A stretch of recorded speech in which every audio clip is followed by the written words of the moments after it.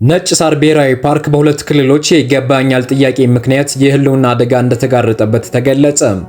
በደቡብ እና ኦሮሚያ ክልሎች አዋሳኝ ላይ የሚገኘው ነጭ ሳር ብሔራዊ ፓርክ በክልሎች የይገባኛል ጥያቄ ምክንያት የህልውና አደጋ እንደተጋረጠበት ተገልጿል ይላል የአሃዱ ሬዲዮ ዘገባ።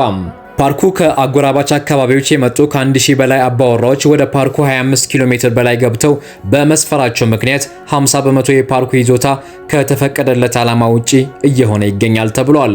ሰፋሪዎቹ በተከለከለው በፓርኩ ክፍል የመኖሪያ ቤትና ትምህርት ቤቶችን ገንብተዋል። በሚያሰማሯቸው የግጦሽ እንስሳት አማካኝነትም ጥብቁን ደን እያወደሙ እንስሳትን እያደኑና ሌሎች የፓርኩን ህልውና የሚፈታተኑ ተግባራት እየፈጸሙ በፓርኩ የተጠለሉ ብርቅዬ እንስሳት ላይ የመጥፋት አደጋ እንዲጋረጥ ማድረጋቸውን የጋሞ ዞን መንግስት ኮሚኒኬሽን አስታውቋል። የዞኑ የመንግስት ኮሚኒኬሽን መምሪያ ኃላፊ ታከለ ሐሚሶ ፓርኩ በ1966 ዓ.ም እንደተቋቋመ አስታውሰው እስከ 1983 ዓ.ም ድረስ በደቡብ ኢትዮጵያ ክልል በጋሞ ዞን ይተዳደር እንደነበር ለአሃዱ ተናግረዋል። በፓርኩ ውድመት ቅሬታ የተነሳባቸው ሰፋሪዎች ከ1983 ዓ.ም በኋላ ከኦሮሚያ ክልል ምዕራብ ጉጂ ዞን የፈለሱ ናቸው ብለዋል። አክለውም በፓርኩ ውስጥ ያሉ እንደ ዜብራ ያሉ እንስሳትን ለማየት በፓርኩ ውስጥ በትንሹ 30 ደቂቃ መጓዝ እንደሚጠበቅ ጠቁመው ይህ የሆነውም እንስሳት መኖሪያ ቤታቸውን ተቀምጠው በመሸሻቸው ነው ሲሉ ተናግረዋል።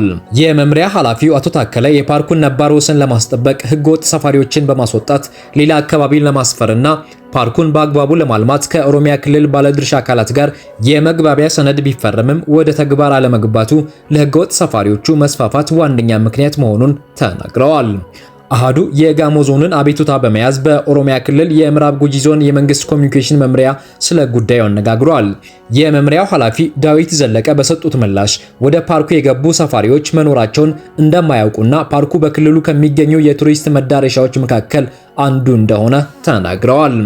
ነዋሪዎቹ ከአጎራባች ክልሎች በህገወጥ መንገድ ገብቷል የሚል መረጃ ፈጽሞ የተሳሳተ እንደሆነ የገለጹት ኃላፊው ነዋሪዎቹ የሚገኙበት በነባር ይዞታቸውና በክልላቸው ነው ብለዋል።